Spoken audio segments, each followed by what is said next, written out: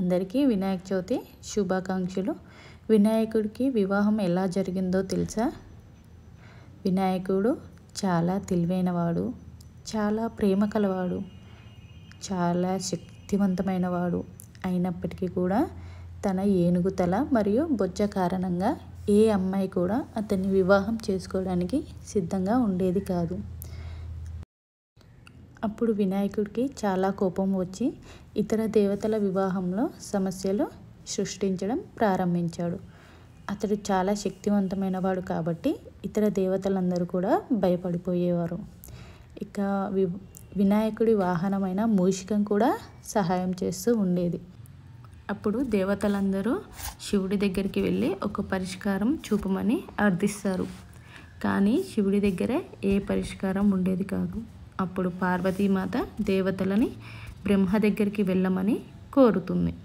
దేవతలందరూ కలిసి బ్రహ్మదేవుని దగ్గరికి వెళ్ళి బ్రహ్మదేవునికి జరిగిన విషయాన్ని మొత్తం వివరిస్తారు.